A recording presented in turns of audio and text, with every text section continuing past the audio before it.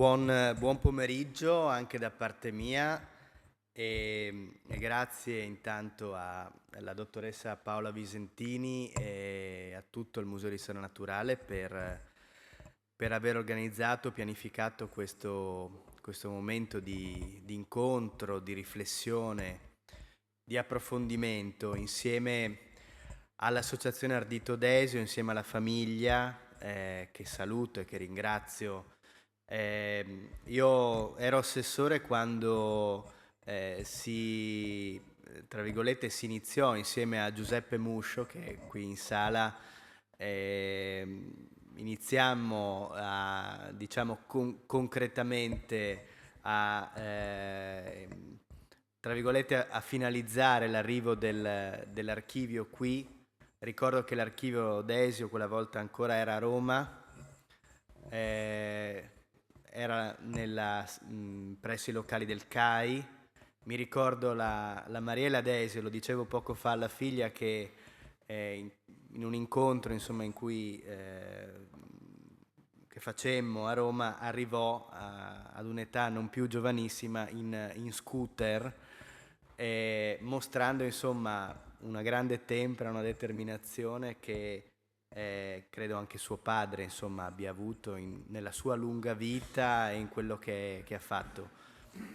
Eh, Nonostante i cambi di amministrazione, però, quella volontà alla fine si è concretizzata, è approdata ad un risultato finale, perché nel 2018 venne firmato il primo accordo e nel 2021 ufficialmente l'archivio arrivò qui e fu presentato al pubblico.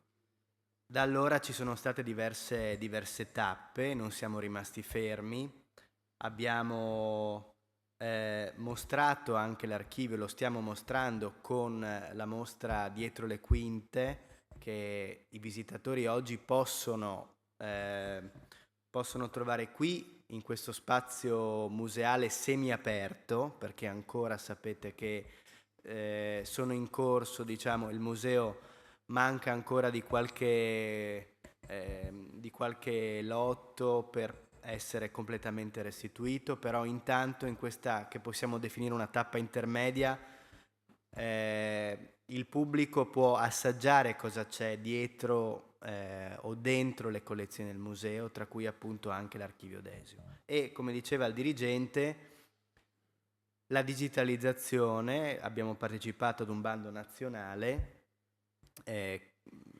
l'abbiamo vinto e quindi questo archivio sarà fruibile anche digitalmente.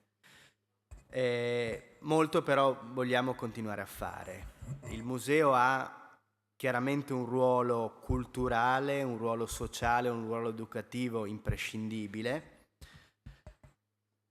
È un luogo in cui si fa studio, ricerca, conservazione, divulgazione, quindi è in qualche modo attrezzato proprio per costituzione per riuscire a realizzare questi obiettivi.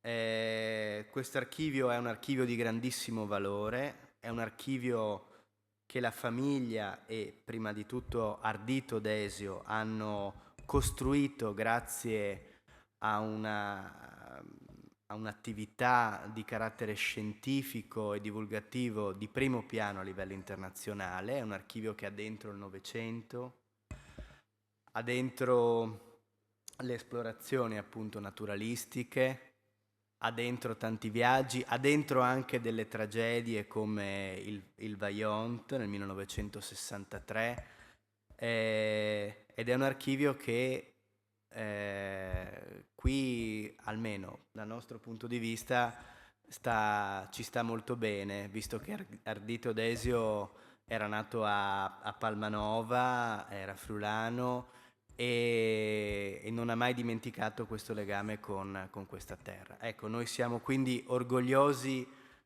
di poterlo ospitare, di poterlo conservare, di poterlo studiare, di poterlo valorizzare, e anche questo momento di incontro fa parte insomma di una tappa, di un percorso che abbiamo pensato proprio in virtù di di tanta preziosità possiamo oggi custodire. Quindi io ringrazio ancora il museo, così come saluto e ringrazio tutti gli autorevoli relatori, le autorevoli relatrici che interverranno, perché sapranno dare, insomma, anche grazie alla loro presenza, autorevolezza a questo percorso. Buona giornata e buono studio.